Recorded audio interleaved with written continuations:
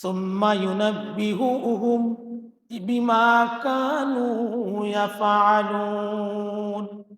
কিয়ামতের দিন আল্লাহ তাআলা তাদেরকে ডাকবেন এবং তাদের এই বিতর্ক হিসাবে দলে দলে বিভক্ত কেন হলো, এই এটা আল্লাহ তাআলা জিজ্ঞাসাবাদ করবেন। এটা কিন্তু কঠিন কথা একটা। আমরা দুনিয়ায় দেখেন কত বিভক্ত হয়েছি। আচ্ছা, আল্লাহ দেখেন কি বলেছে, হুয়াল্লাযী খালাকাকুম ফামিনকুম কাফিরুন ওয়া মিনকুম মুমিন। তিনি স্রষ্টা, তিনি ওই আল্লাহ যিনি কাফেরকে সৃষ্টি করেছে এবং মুমিনকে সৃষ্টি করেছে। তিনি দুইটা জাতিকে সৃষ্টি করেছেন, একদল হলো কাফের আর একদল হলো মুমিন।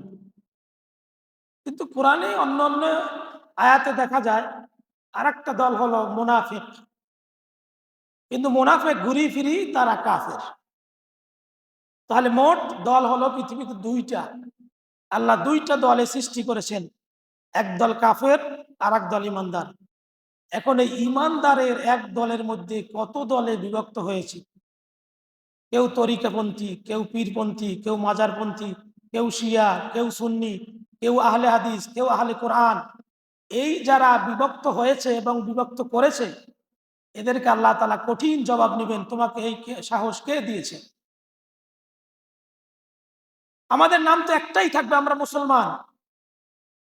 আবার কেন আপনি বলতে পারবেন যে এই সকল দল থেকে আপনি বেহেশতে যাবেন, অন্যরা যাবে না? এটা কেউ বলতে পারবে? পারবে না। তবে একটি হাদিস আছে রাসূলুল্লাহর, আল্লাহ রসুল সাল্লাল্লাহু আলাইহি ওয়াসাল্লাম বলেছেন, এই হাদিসটি ইরবাজ বিন সারিয়া বর্ণনা করেন। রসুল সাল্লাল্লাহু আলাইহি ওয়াসাল্লাম আমাদেরকে নিয়ে ফজরের নামাজ আদায় করলেন এবং আল্লাহ রসুল তাদের উদ্দেশ্যে কিছু মর্মস্পর্শী ভাষণ দিলেন, ওয়াজ করলেন। আল্লাহ রসুলের ওয়াজ শুনে সাহাবায়ে কেরাম সকলে কাঁদতে লাগলেন এবং তাদের অন্তর ভীত হয়ে পড়ল। একজন ব্যক্তি বলল, ইয়া রাসূলুল্লাহ, ইয়া হাবিবাল্লাহ, আমাদেরকে কিছু উপদেশ দিন। আল্লাহ রসুল বললেন, তোমরা আল্লাহকে ভয় করবে এবং আল্লাহর কথাগুলি শুনবে, কিতাবকে মানবে, আল্লাহ এবং রসুলুল্লাহর আনুগত্য করবে এবং তোমাদের নেতার আনুগত্য করবে। তোমাদের নেতা যদি হাবশী গোলাম হয়, সেই নেতা হবে ইসলামী নেতা। তোমাদের নেতা যদি হাবশী গোলাম, অর্থাৎ আরবদের মধ্যে নিচু বংশের সবচাইতে নিম্ন বংশের লোক ছিল হাবশী বংশ। এই হাবশী বংশে জন্মগ্রহণ করেছিলেন বেলাল রাদিয়াল্লাহু তাআলা আনহু। এই জন্য আল্লাহর কাছে কোনো বংশের মর্যাদা নেই। আল্লাহর কাছে মর্যাদা হলো ইন্না আকরামাকুম ইনদাল্লাহি আতকাকুম। তোমাদের মধ্যে সম্মানিত ওই ব্যক্তি যারা আল্লাহকে ভয় করে, যাদের তাকওয়া বেশি। আল্লাহ রসুল বললেন, তোমাদের নেতা যদি হাবশী গোলাম হয় তাকে মেনে নিবে, আর তোমরা যদি বেঁচে থাকো অচিরেই তোমরা মতভেদ দেখতে পাবে। তখন তোমরা আমাকে এবং আমার খোলাফায়ে রাশিদাকে অনুসরণ করবে, মেনে চলবে এবং আমার দেওয়া ইসলামকে তোমাদের মাটির দাঁত দিয়ে তোমরা কামড়ে ধরবে। এখন সেই যুগ আমরা পার করতেছি। এখন যারা আহলে হাদিস, তারা বলে হানাফিদের নামাজ হচ্ছে না। হানাফিরা বলতেছে আহলে হাদিসের নামাজ হচ্ছে না।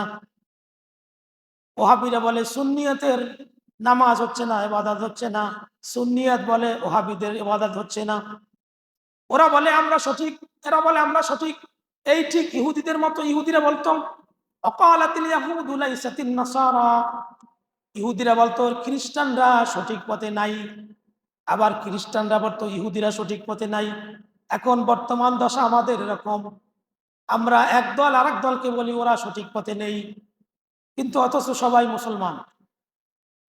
যে সুন্নি সেও মুসলমান, যে ওহাবি সেও মুসলমান, যে তরিকাপন্থী সেও মুসলমান, সবাই কালেমাওয়ালা মুসলমান। যে আহলে হাদিস সেও মুসলমান, যে আহলে কোরআন সেও মুসলমান। এই দলে দলে কেন বিভক্ত হলো? আল্লাহ তাআলা এদেরকে জিজ্ঞাসা করবেন, এদের নেতাদেরকে। ইসলাম একটা, তরিকা থাকবে একটা, আবার অমুক পীরের তরিকা আলাদা, অমুক পীরের তরিকা আলাদা, এটা কেন হলো? কে করলো? প্রত্যেককে আল্লাহ তাআলা কিয়ামতের দিন উঠাবেন। কুল্লুহুম আতিহি ইয়াউমাল কিয়ামাতি ফারদা। তাকে অবশ্যই আল্লাহর সামনে একা আসতে হবে, এবং অন্য একটি আয়াতে আছে তাদের নেতা সহ আসতে হবে। তোমাদেরকে পথভ্রষ্ট কে করেছে? এখন মা আনা আলাইহি ওয়া আসহাবি, আল্লাহ রসুল বলেছেন আমি এবং আমার সাহাবায়ে কেরাম সঠিক পথে আছে। আপনি আমল করতে গিয়ে যদি দেখেন কোরআনে আছে, মানবেন। কোরআন নেই, কিন্তু কোরআনে ইঙ্গিত আছে, বিস্তারিত হাদিসের মধ্যে আছে, মেনে নিবেন। কিন্তু কোরআনেও নেই, হাদিসেও নেই, আপনার আব্বা তরিকা দিয়েছে, সেই আব্বার তরিকা মেনে নিবেন, এটা ইসলাম নয়। আর এই ইসলাম দিয়ে জান্নাত পাবেন না। পাবেন ইমানের কারণে সবার শেষে ফিডা ফাড়া খাই, শেষ পর্যায়ে পাবেন এই যে দলে দলে বিভক্ত হয়েছেন। আচ্ছা, লামাযাবি যারা, তারা সবাই কি জাহান্নামে যাবে? যাবে না। আহলে সুন্নাত যারা, সবাই কি জান্নাতে যাবে? না। ওহাবি যারা, সবাই কি জাহান্নামে যাবে? না। প্রত্যেক দল থেকেই ভালো ব্যক্তিরা, যাদের পরিপূর্ণ ঈমান আছে, মজবুত আমল আছে, এদেরকে আল্লাহ তাআলা বাছাই করে জান্নাত দিবেন। তাহলে প্রত্যেকেই কালিমাওয়ালা। এই কালিমাওয়ালা মুসলমানদেরকে আমরা কেন ভাগ করেছি? দলে দলে কেন বিভক্ত হয়েছি? ইন্নাল্লাযীনা ফাররাকু দীনাহুম ওয়া কানু শিয়া। আমাদের দেশে সুন্নি বলতে মনে করে ইয়া নবী সালাম আলাইকা, কিন্তু কোন আমরা যেই মাযহাব অনুসরণ করি, ইমাম আবু হানিফাকে, ইমাম আবু হানিফা কি নতুন মাযহাব বানিয়েছেন? তিনি অনুসরণ করতেন রাসূলুল্লাহকে। আর রাসূলুল্লাহ কি নিজে নিজে কোনো কিছু ইসলাম বানিয়েছেন? রাসূলুল্লাহকে আল্লাহ তাআলা সরাসরি কোরআন নাজিল করে ইসলাম দিয়েছেন। তাহলে আমরা মানি, অনুসরণ করি ইমাম আবু হানিফাকে নয়, রাসূলুল্লাহ সাল্লাল্লাহু আলাইহি ওয়াসাল্লামকে। এখন এই যে তরিকার লোকেরা, এদের মধ্যে তারা কি বিভক্ত করেছে? ইমাম আবু হানিফা রাহমাতুল্লাহ আলাইহি, তিনি কি কখনো বলেছেন আমি ৬ ইমামের জীবনী পড়েছি এবং কামেলে ফাজেলে ৬ ইমামের জীবনীর উপর পরীক্ষা দিয়েছি? এরা কখনো বলেন নাই আমাদের নামে মাযহাব বানাও, আমাদের নামে দল বানাও, তরিকা বানাও, সবক বানাও। আমার মনে হয় তারা জীবিত থাকলে, যারা ইমাম আবু হানিফাকে অনুসরণ করে আর ফালতু মাযহাব বানায়, তাদেরকে ফিট তো আমার মনে হয়। কিন্তু তাদের জীবনের মধ্যে দেখেছি তারা তো দল সৃষ্টি করেন নাই, আপনি কেন করেন? এই কঠিন কথা এই সূরা বাকারার মধ্যে আরো সামনে আছে। এই ইহুদিরা যেই কথা বলতো, আজ মুসলমানরা সেই কথা বলতেছে। এ দল ও দল রে কয় কাফের। আপনি যদি অমুকের কন গরু, আর সে যদি আপনাকে কয় গরু, তা গরু তো দোনোজন। আপনি এক দলকে বলেন কাফের, আর ওই দল আপনাকে বলবে কাফের, তাহলে তো উভয়ই কাফের। বালকে। কিন্তু আমাদের আমল হওয়া উচিত ছিল, আমাদের আমলগুলো কোরআনের সাথে মিলছে কিনা, আলেমদের কাছে যাওয়া। আপনি কোরআন খোলেন, কোরআনের কাছে দেখবেন, আলেমদেরকে জিজ্ঞাসা করবেন, যেই আলেমের কাছে যাবেন তিনিও কোরআন থেকে বলবেন, রাসূলুল্লাহর হাদিসগুলো থেকে বলবেন। আমার আমলগুলো কোরআন এবং হাদিসের সাথে মিল আছে কিনা। কিন্তু আমার আমল মিলাই বাবার সাথে, পীর বাবার সাথে, হুজুরের সাথে। আমি যারে ভালোবাসি তার আমলগুলো আমি করি, কিন্তু সে যে জান্নাতে যাবে এর কোনো গ্যারান্টি আছে? কিন্তু কোরআন মানলে, হাদিস মানলে জান্নাতে যাবেন, এটা গ্যারান্টি আছে? কোরআন হাদিস পরিপূর্ণ মানলে সরাসরি জান্নাতে যাবেন, এটা 100% গ্যারান্টি। কিন্তু আব্বাকে অনুসরণ করলে জান্নাত পাবেন, 1%ও গ্যারান্টি নেই। 100% তো দূরের কথা, এমনকি আমাকে মানলে জান্নাত পাবেন, 0%ও কোনো গ্যারান্টি নেই। তাহলে এই মত পার্থক্য আমরা কেন করি? এদেরকে আল্লাহ তাআলা জবাবদিহির আওতায় আনবেন। আমল তো কবুল হবেই না, আর আল্লাহর কাছে জিজ্ঞাসাবাদ আল্লাহ করবেন, উত্তর দিতে হবে কেন করেছো, কেন দল সৃষ্টি করেছো। তোমার কাজ হলো রসুল্লাহ নূরের তৈরি না মাটির তৈরি, এটা আল্লাহ কিয়ামতের দিন জিজ্ঞাসা করবেন না। কিয়ামতের দিন 50,000 বছরে 50টা অনুষ্ঠান হবে। 50টা অনুষ্ঠানে এক একটা অনুষ্ঠান 1000 বছর। 1000 বছরে একটা অনুষ্ঠান শেষ করবেন। এই 50টা প্রশ্নের পরীক্ষার মাধ্যমে, আমরা জানি 5টা, কিন্তু মূল 50টা পরীক্ষার মাধ্যমে, অনুষ্ঠানের মাধ্যমে বিচার কার্য আল্লাহ শেষ করবেন। তখন যদি আল্লাহ কি জিজ্ঞাসা করবেন, অথবা কবরে রাখার পরে মুনকার নাকির কি জিজ্ঞাসা করবে, বলো তোমার রসুল কি মাটির তৈরি না নূরের তৈরি?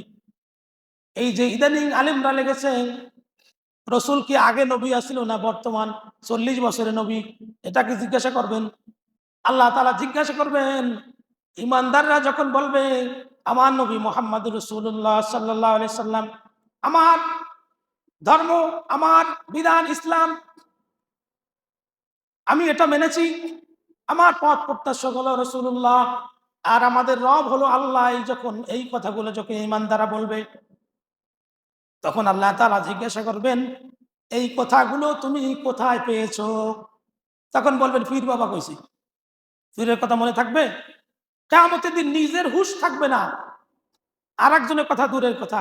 নবীরা পর্যন্ত বলবে ইয়া নাফসি ইয়া নাফসি। আমাদের রাসূলুল্লাহ সাল্লাল্লাহু আলাইহি সাল্লাম সিজদায় পড়ে থাকবেন, তিনি কাঁদবেন। অন্যান্য নবীরা হয়রান হয়ে যাবে, আর আপনার পীরের অস্তিত্ব থাকবে? বহু পীর কিয়ামতের দিন বলবে আমি পীরই ছিলাম না। বলে প্রমাণ কি? কিয়ামতের দিন আব্বা বলবে আমি বিয়ে করি নাই, মা বলবে আমার জীবনে কোনো বিয়ে হয় নাই, বলবে আমার কোনো সন্তান নেই, ছেলে সন্তান নেই। তাহলে যেই মার জন্য আমরা জীবন দিতে রাজি, যেই পিতার জন্য জীবন দিতে রাজি, কষ্ট করতে রাজি, যেই স্ত্রীর জন্য হার্ড পরিশ্রম করেন, এই স্ত্রীও বলবে আমার কোনো স্বামী নেই, আমার দুনিয়ায় কোনো বিয়ে হয় নাই। তাহলে আপনার পীর বাবারে ভালো ভালো খাওয়ান, দাওয়াত দিয়ে মোরগের রান, আর এই পীর বাবা আপনাকে আমাকে চিনবে, এটা কেমন করে বুঝলেন? চিনবে না। নবীরা পর্যন্ত ইয়া নাফসি করবেন আমাদের রাসূলুল্লাহ ছাড়া, তাহলে পীরেরা কি করবে না? কেন করেন এই কাজগুলো? আমরা কেন করি? আমার আফসোস লাগে, আমরা দলে দলে কেন বিভক্ত হই? আমার এটাই আফসোস লাগে।